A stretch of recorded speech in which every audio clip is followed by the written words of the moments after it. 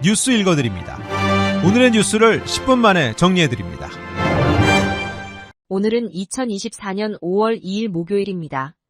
미국과 한국의 주요 뉴스를 읽어드립니다.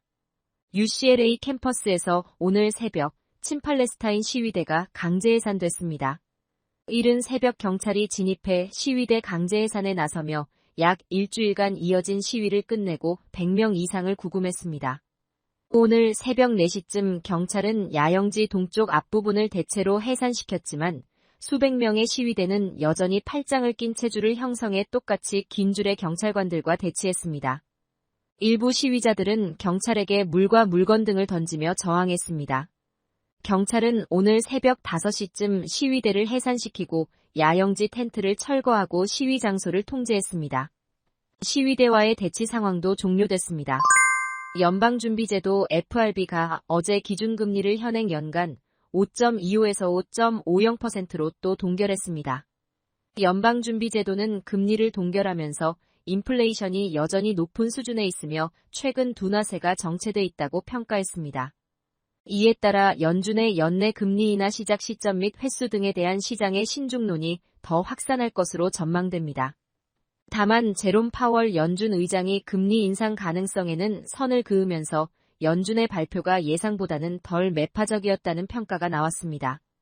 지난해 7월까지 공격적으로 금리를 인상한 연준은 지난해 9월 이후 이날까지 6회 연속으로 금리를 동결하면서 2001년 이후 최고 수준의 금리를 계속 유지하고 있습니다. 이에 따라 지난 3월 연준 회의 때는 3차례 정도 금리 인하가 있을 것으로 전망됐으나 최근에는 시장에서 신중론이 커지고 있습니다. 11월 대통령 선거의 경합주 중 하나인 애리조나주에서 남북전쟁 시대에 제정된 낙태 전면 금지법을 폐지하는 법안이 주 하원에 이어 상원까지 의회를 통과했습니다. 민주당 소속인 KT 홉스 주지사가 곧 폐지안에 서명할 것으로 예상되는 가운데 낙태 반대로 대선 앞 낙태권 논쟁에서 공격을 받아온 도널드 트럼프 전 대통령에게는 악재로 작용할 것이라는 관측이 나왔습니다. 1864년에 제정돼 무려 160년이 된 낙태 전면 금지법은 산모의 생명이 위태로운 경우를 제외하고 강간이나 근친상간에 의한 임신에도 모든 시기에 낙태를 허용하지 않고 있습니다. 트럼프 전 대통령과 공화당은 수세에 몰린 형국이라는 분석입니다.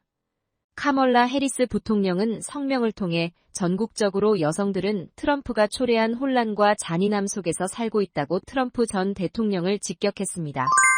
미국인 절반이 정치권이 안보상의 이유로 중국 동영상 플랫폼 틱톡의 미국 사용 금지로 이어질 수 있는 강제 매각법에 대해 지지하는 것으로 나타났습니다. 틱톡이 표현의 자유 침해 등을 이유로 법적 대응을 예고했으나 상당수의 미국인은 중국 정부가 미국 여론에 영향을 미치기 위해 틱톡을 사용한다고 보는 것으로 조사됐습니다.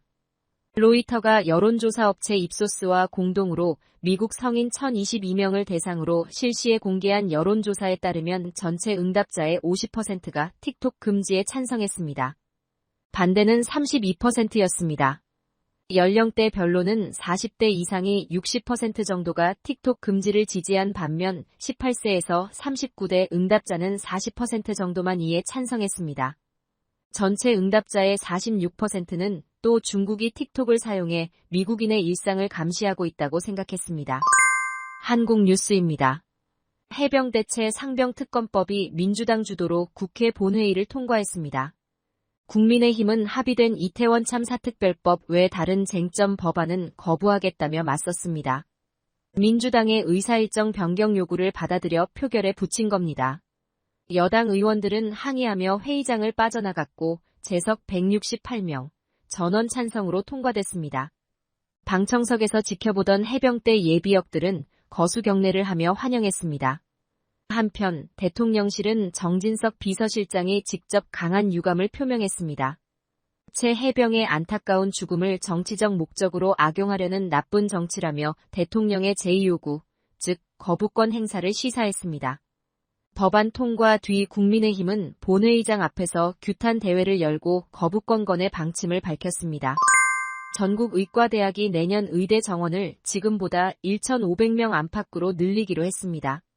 의대 정원이 늘어난 32개 대학 중 차의과 대학교를 제외한 31곳이 내년도 증원 규모를 1,469명으로 제출했습니다. 내년 증원 규모는 대교협의 심의와 승인 등을 거쳐 이달 말 최종 확정되는데 변수는 법원의 판단입니다. 의료계가 증원 절차를 멈춰달라며 낸 가처분 신청을 심사 중인 서울고등법원이 오는 10일까지 증원 규모를 결정한 근거 자료를 제출하라고 정부에 요구한 상태이기 때문입니다.